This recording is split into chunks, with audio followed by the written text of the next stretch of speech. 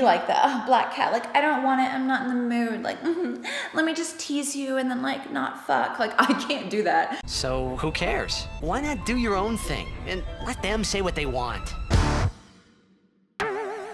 What's up, guys, and welcome to video journal number 4000 on my anxious attachment style and me trying to work through it in my head. I really need to actually make a playlist of all of these because every time I make one of these, I feel like it's a fragment of the whole thing, and it's kind of cool to like watch from top to bottom to see how far I've come in my thinking patterns and how much I've learned to either compromise or decide that I don't want to compromise on certain things. And every time I make a video like this, there's always people saying like I expressed how they felt in a way that they could never say it before or they could never realize. I get a lot of light bulb comments, which makes me really happy because a lot of people are diving into attachment styles these days, but I think a lot of people feel kind of alone out there because there's a lot of people talking about attachment styles or saying that they're completely healed from them, but there's not a lot of people like going through it real time and healing through it like I'm kind of trying to do. I'm not a big journaler. I don't like to write with my hands. I feel like I write so minimally that it actually starts hurting, and the way I have my nails actually cuts into me. I just don't like writing, and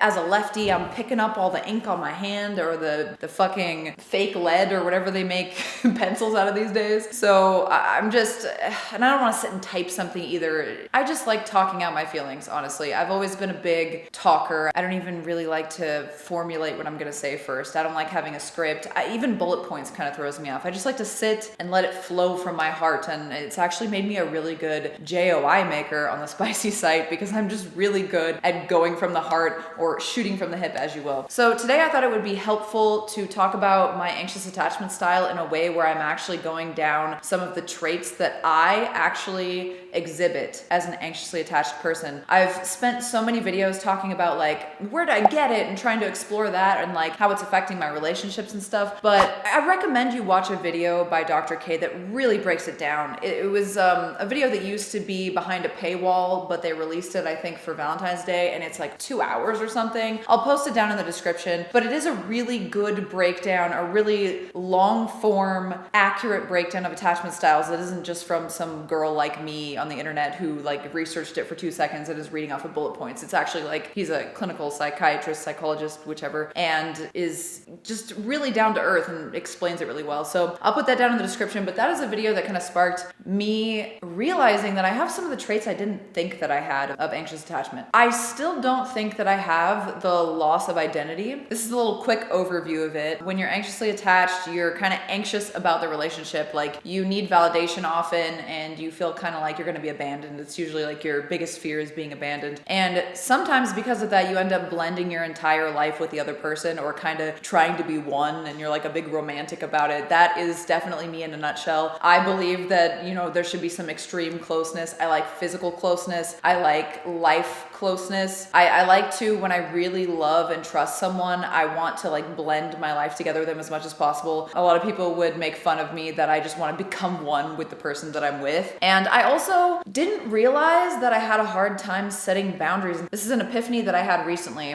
With my last relationship, we had that big like thing where he said he wanted an open relationship, and I thought through it logically and then always thought that it was logically good, but my heart wasn't in it. And from then on, I developed this kind of opinion that there should be no boundaries in a relationship, that we should impart no rules on each other and we should just coexist and allow the other person to be as free as possible. And I realized that this was not exactly what I wanted. That's like a good goal to strive toward because I don't want to ever inhibit someone's personality or freedoms or happiness or their ability to do whatever they want in life. That's why I'm such a libertarian, right? But I think I took that to the extreme in my relationship to make my last partner happy because he was a big freedom person and because he wanted the open relationship the way that he wanted it. Whereas like I actually wasn't comfortable with the way that he wanted the open relationship. I was comfortable with an open relationship. Like right now, me and Hunter still have a semi-open relationship where he can fuck whoever, and I really like threesomes and stuff like that. But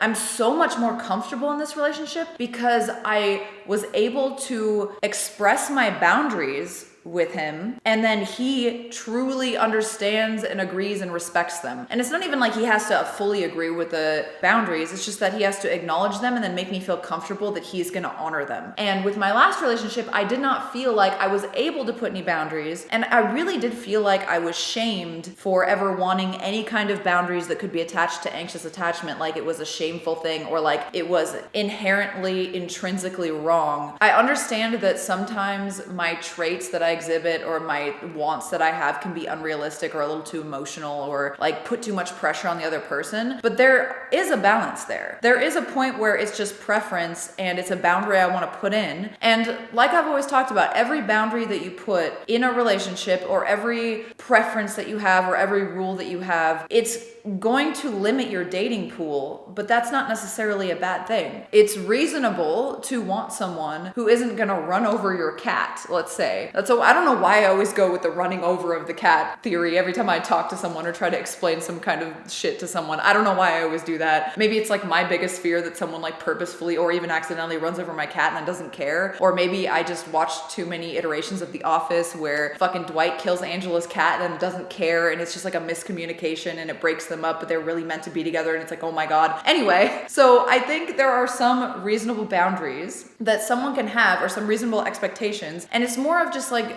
the way you want to have a relationship or your relationship style, and not necessarily some demonized attachment style thing that you absolutely have to change. And in my last relationship, I was made to feel like every single thing that I wanted definitely had to be changed if it impacted him at all. This is not a diss on my ex. This is just me working through how I feel and my realizations now being in a relationship where I'm actually comfortable doing the things that I did want to do without feeling like my mind was so open my brain had to fall out of my skull, if that makes any sense. You know, it's like you have an open mind, so maybe you want to try a threesome with your partner. Your mind is so open, your brain falls out. You aren't allowed to put any boundaries on your partner at all, and you have to be in a constant state of feeling uncomfortable, and then that drives you to be like not as attracted because like you just have none of your needs met. So the way I see like these attachment styles is that like you have needs that are kind of maladaptive. I mean, I'm not arguing that, but like as you heal, you can realize that some of these needs are just kind of something you want it to be part of your preferences. It's not that big of a deal, you know? Like some people like to have really separate lives from their partners. I don't. But that doesn't mean that it's okay. Well, it's even okay for me to limit my pool so much that I'm like, you have to do everything with me. But I personally want to move a little bit more away from wanting to completely blend the lives. And I like to keep that attraction up and that mystery of like letting him have his own things.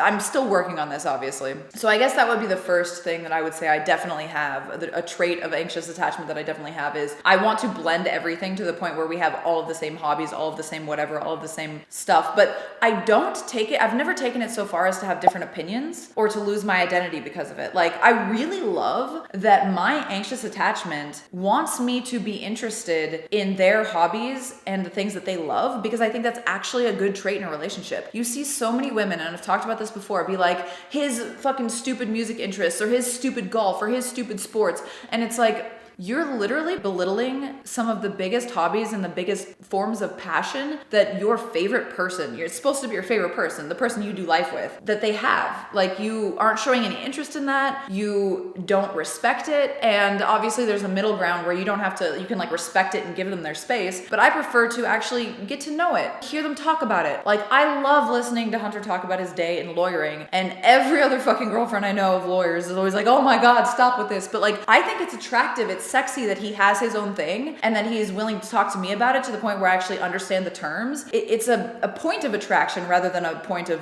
detraction to listen to him talk about something he's passionate about. But that doesn't mean I'm going to become a lawyer. That doesn't mean that like golf isn't one of them, but we're talking about maybe starting to learn golf together. But let's say he's like really into golf, and let's say I tried and I don't really like it that much. Like that doesn't mean that like I have to do it every time with him, but just like being interested in the things that he's interested in because he's interested in them is such a sexy, submissive dynamic thing that I just find really attractive. I'm trying to have that balance where there's what I think is good, which is being interested in your partner's interests, versus like needing to spend every waking second doing it with them and then also being really good at it and stuff. And just like, I think it's really helped me with Hunter having this job that he has to do very separately for me. You know, like he has to, you know, go to court and go to work and all these things, and I can't be involved in that. And just respecting that from a distance and at least having that one starting point where we differ, because I have my job that I'm really passionate about and he has his job that he's really passionate about. And then we can come together and talk about the different things in our days that we don't experience, instead of being together 24/7 and kind of having similar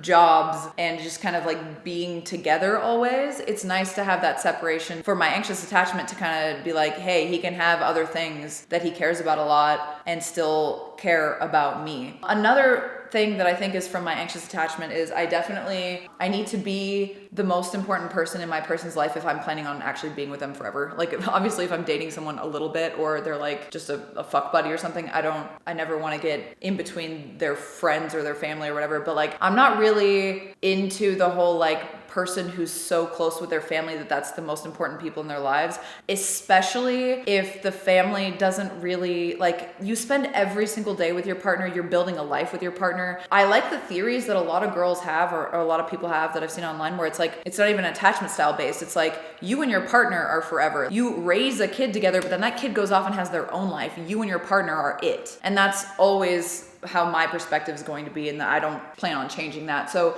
if someone was like, oh yeah, like my fucking brother or sister is like way more important than you, and I'm like, I'm spending every day with you, I'm building a life with you, I'm not gonna build a life with someone who's not gonna also see me as the most important person in their life. But the compromise that I have there is I definitely want to respect other relationships more and not feel like, because I do inside feel like them being close to other people takes away from the closeness to me. And I just have to remember that that's not the truth. And the fact that there are other people, other support systems in both of our lives is really important. It's like a good thing. So for me, let me try to explain this better. Like I want to pretty much do all of my main hobbies with my person. So I'm not really interested in having like really big other people in my life. My hairdresser, for instance, coolest chick ever. But like her biggest hobby is outdoorsy shit. Her husband doesn't do it with her. His biggest hobby is cars, and she doesn't do it with him. And so she has a best friend that she sees as probably more important than her husband, or the same amount of importance, to do her favorite things with. I'm not really interested in doing that, but I do think it's interesting to be building my relationship up with Brittany. I've mentioned her a few times before because she fills the gap in wanting to talk about these attachment styles a little bit. And like she has more time to go like for a walk with her dog, and then I get in a little extra cardio, and it's just nice to know that there's other people. Obviously I have Red, I have Cold. Those are my two best friends. Some of you guys know them if you are on my Twitch page. By the way, I stream on Twitch Tuesdays and Thursdays every day at 1 p.m. PST. Every Tuesday and Thursday at 1 p.m. PST is what I meant. But you would know them too. And like, it's not like I'm devoid of other relationships. It's just that my most important one, and the one that gives me most fulfillment, I want to be my person. I like having a person, not just having like,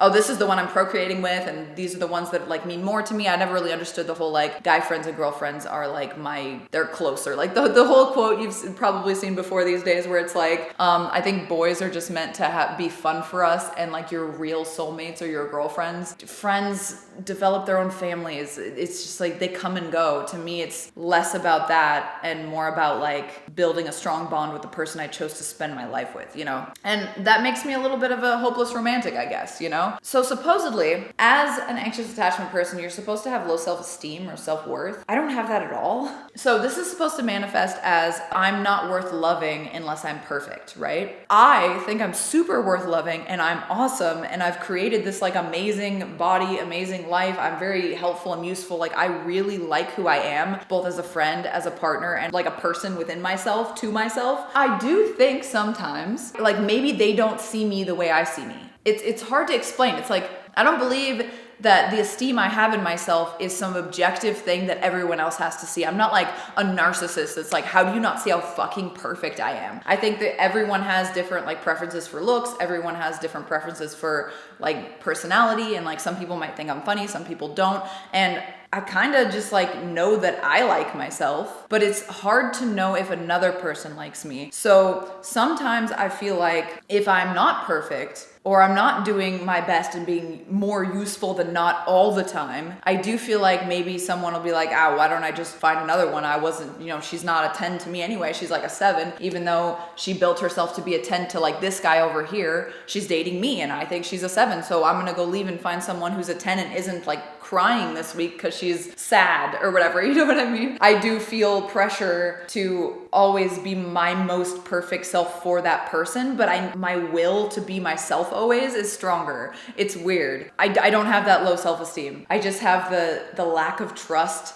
that the person is going to stick around. So I do have that fear of abandonment. I do have the fear of not being perfect enough for them, though, in their perception. Not like, oh, I'm not worthy of love. Like I have none of that. So I have like high self-esteem, but like low trust. And like, I think most people are like fair weather people. So like if I'm not being like better than average of like, happiness in their life at the moment, I'm worried they're gonna leave. So if like we're fighting a lot, or if like I have a stressful week and I can't pick up as many of the duties, I start feeling a little more like worthless in the relationship. I'm definitely often insecure about the relationship. Now, a lot of people have anxious attachment outside of their romantic relationships. I don't at all. I'm not needy for my friends. In fact, I like a low effort friend because I'm putting all of my time into my careers, my hobbies, and my boyfriend.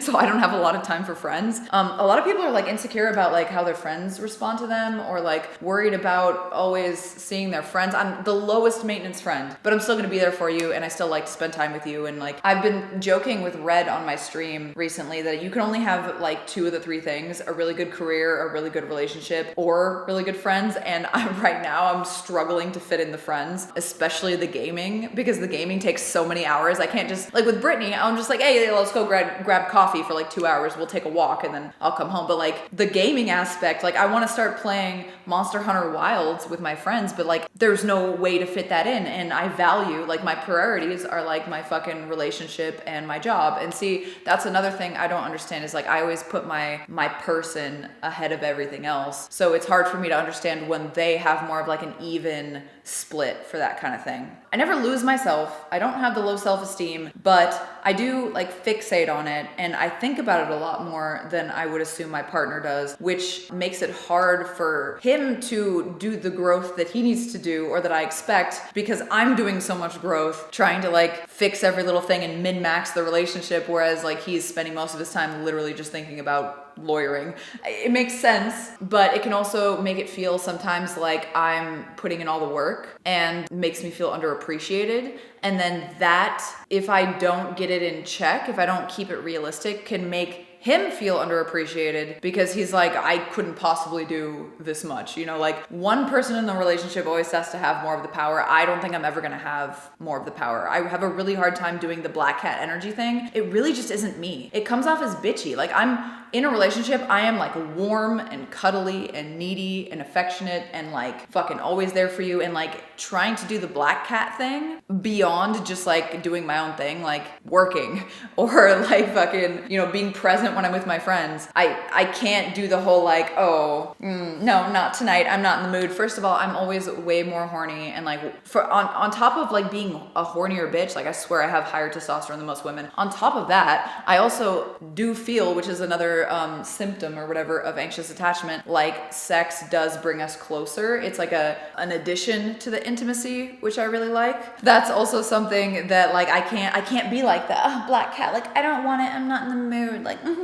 let me just tease you and then like not fuck. Like I can't do that. And dude, that always makes guys lazy. I don't know how many relationships where I get in, or like situationships or whatever, like fuck buddy stuff before, that I would get into, and I'm like still super hot, like obviously and everything. And at first the guy's like, oh my God, this is a dream. And then he gets lazy. And then I'm like, I want to feel like the passion and the sexual energy, but like I'm too easy. It's crazy. So that's another thing.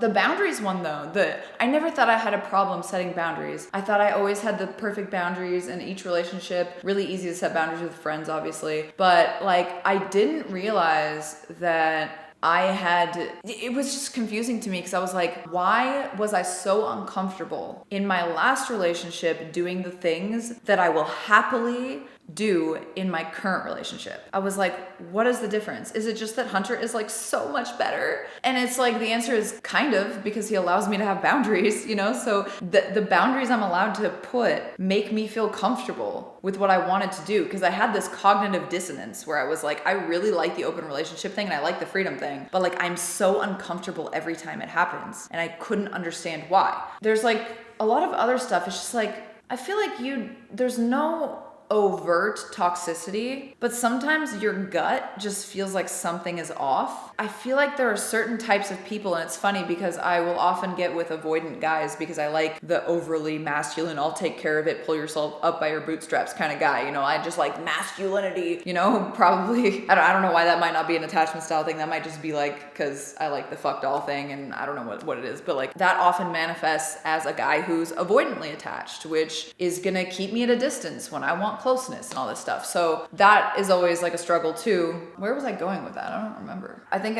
I was talking about like the gut feeling or whatever. With Hunter, I don't ever feel like he's like lying to me. I'm never like worried about like checking his phone for anything other than just being like, ooh, what's he talking about? You know, I am like a curious ass bitch. I think that's part of it too. Part of molding is one, I want to like be looking through monotonous conversations and be like, oh my God, this is what he's doing. And I'm kind of like just, you know, limerence-ing him. You guys should look up limerence if you don't know what it is. This is another thing I have. I used to be a big limerent bitch. Like I would fucking idealize a person and then like fantasize about us being together, and I would, you know, make them all perfect in my head, and I would want them so bad, and I would like, you know, I'm prone to fantasy, not even just like sexual fantasy, but that too. But I'm prone to like on the treadmill, I'll fantasize about doing something badass or something. Like I'm big on fantasy, and I realized through Dr. K's video that that's another thing. But anyway, what I was talking about is I am prone to mistrusting people. I don't trust people, and I feel like they're always gonna abandon me. And that's one of the facets of my anxious attachment. And like in my past relationship, I was constantly thinking that there was some lies or deceit going on. And it was like a gut feeling, but I would counter my gut feeling, and I still don't have proof that there was anything going on, but like I would counter my gut feeling with just, I don't trust people. This is like my normal thing. So I can't trust this gut feeling because my normal predisposition is to not trust people. And this is just, it's sparking up in inappropriate times. Now with Hunter, I never feel that way. I never feel a gut feeling like he's lying to me or like there's something weird going on. And even when I do, I feel silly for it. I don't feel validated in my soul like I did before. I felt like this is like, it would preoccupy me, like gut feelings of like weird little lies and weird little things. And I'm like, this is fishy. This is sketchy. I don't ever feel that way with Hunter. He easily just gets rid of any like worries that I have like that. And they always say that like to heal either attachment style, you should have someone that's securely attached. And like, I don't feel like Hunter is fully securely attached, but I feel like he's able to, through truly believing in my like full honesty thing, which is another part of me being intertwined with people. I want full honesty. I'd rather hear full honesty than have like a question mark back there. Like, what does he think? What is he? Oh my God. I would rather hear like, yeah, you look a little fat in that dress than like find out later that he thought that. And then like the whole night was ruined because he thought that when I could have just changed the dress, or like I needed to lose weight and I didn't know. Like I really value honesty in a relationship. And I feel like Hunter actually adopts that boundary of mine of like just full on honesty and understands parts of me and who I am and like how to just soothe me. And I feel like that's the secure attachment necessity that an anxious attachment person has to heal. Like someone being able to soothe me and understand me and know that I'm not like crazy or whatever. In the beginning, definitely it was difficult. There was a lot of learning to be done, but there's also another Dr. K video about red flags. And they say red flags are not necessarily a red flag. It's actually an indicator of a strong relationship in the future if you're both willing to work on red flags. And I feel like all you need in a relationship, if I was to give any relationship advice, which I don't even know if I'm qualified, but if I was to give any relationship advice, now that I'm in like such an amazing fucking relationship, dude, like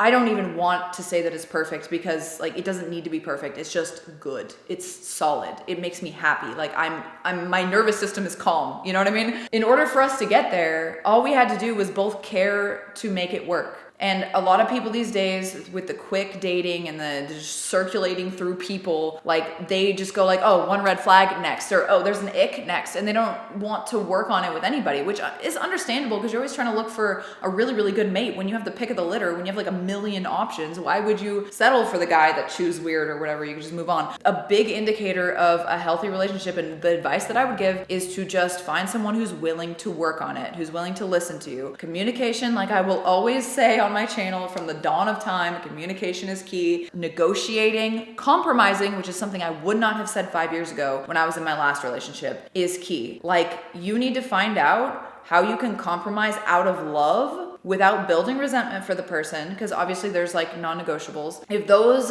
like set values are even a little bit aligned, you can work, and that is the perfect relationship. The relationship that with just a little bit of work and compromise out of the love that you have for the person creates this nice harmony. And that's what I feel like I found. And like, it's crazy how toxic me and Hunter started. By the way, this is a good segue into what I wanted to talk about in terms of self-betterment. I'm gonna continue this trend. I was gonna start in the beginning of the video, but whatever. I'm gonna continue this trend where I talk about something in my life that I'm improving because I'm a huge self-improvement junkie. And today's thing is going to be Sunnyside, the app. It's an app, this is not sponsored, I wish. I don't get sponsorships that are like above board like that. Unless you see a sex toy or something, that might be a sponsorship and then I would say it is. But this is not a sponsorship.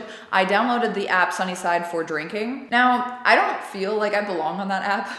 There's a lot of people with like really debilitating alcoholism and just like cravings for alcohol, and I've never had cravings for alcohol. I realized that like when we did go out, which we had to make exceedingly rare because we would just like binge the whole night, calorically it was awful. If we had like 2 nights out a month, it would throw off my whole body and fitness goals, and it made me resent going out with friends. And on top of my anxious attachment of being like, why do you need friends anyway, you know, in my head, like it also made me start resenting and hating his friends, because I'm like, if we go out, that means we have to drink and be disgusting, you know? But like the Sunnyside app has really helped a lot because I can just set a goal for how many drinks I want to have that night, and I've been really trying to stick to it. For some reason, for me, objective measures really helps me. So like I have to track my calories, my macros, things like that, and it's become a habit. It's not hard for me anymore, but like I have to do that because otherwise I'll like tell myself some bullshit. And I'm pretty sure, even though I never counted before, even though I tried to count with MyFitnessPal how many calories I would have in the night, I think I would used to have in excess of like 10 drinks a night over like 8 hours, you know?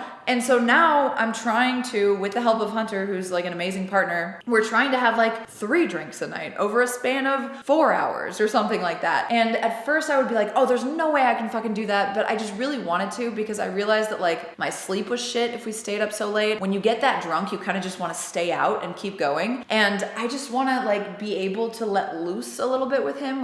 This is one of his ways of letting loose, is like having a few drinks, and see his friends and get that need met of his, which is like seeing other people, without feeling hatred for it because it's ruining my life, you know, like, and it's not ruining my life the way it is in other people, but for me as a fucking health nut, health conscious person, like having 10 drinks twice a month was ruining my life. And on top of that, the only times me and Hunter would ever have a toxic argument, the only times my attachment style would like bubble up to a point where I couldn't control it, was if I got too drunk or even blackout drunk, which happened. And like we would fight toxically and it wasn't productive. And it was the only time we would actually like yell at each other. And I realized that that was the time I downloaded the Sunnyside app, when I fucking realized like I need to change this, because I can't be like, oh, well, I didn't know I was gonna black out, because it's random, you know, like it would be like 5 drinks sometimes would do it, or even like, you know, like 4 drinks over like 2 hours would do it. And like I really needed to keep that conscious measure of what I was doing, because I did not want to bring those calories into my body, that unhealthiness into my body, the shitty sleep, every other like aging thing that it does to you, on top of that, like just making me a person that I regret to my most important person, you know?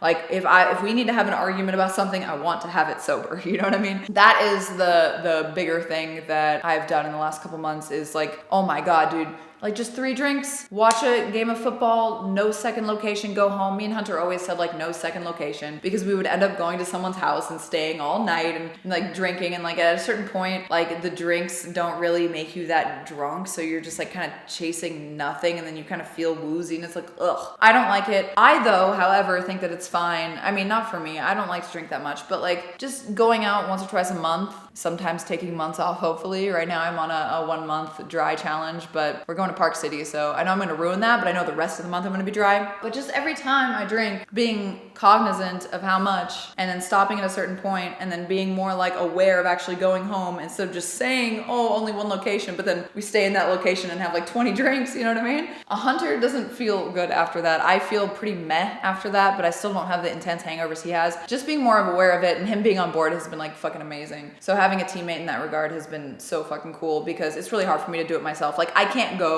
and like hang out with a bunch of drunk people sober. I can't do that.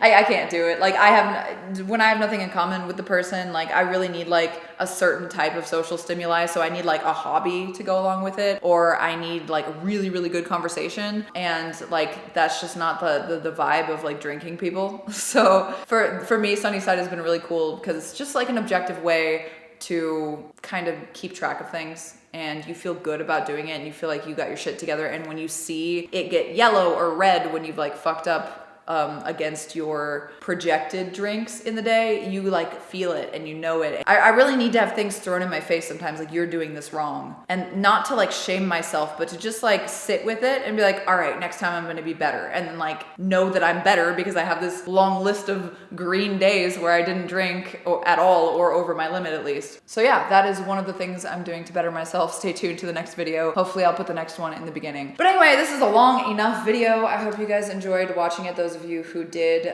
maybe I can ring a bell in your head for how you feel, or maybe I can give you insight as if you're an avoidant or a securely attached person, like how it feels to be an anxiously attached person. Like I think my emotions are actually like way more heightened for any situation than like a securely attached, or especially an avoidant, because avoidants, I think they often have alexithymia, which is not really being able to even feel their emotions very much. And when they do, it kind of feels like this is like a very predominantly male issue, where like they only feel it as like anger and like that's it, or like they can't really like tell you the different spectrums of anger. They don't know like disappointment, guilt, sadness, heartbreak. Like they're just kind of like, I'm angry, or like, oh, bad day, stress. It's like anger and stress, and they don't really feel anything very deeply until it gets too much to deal with, you know? I don't know. Let me know what you think in the comments, please. I read all of your comments. I love comments. Like it's my favorite part of being a YouTuber. Like I miss the community, so let's bring the community back. And if this rings any kind of bell or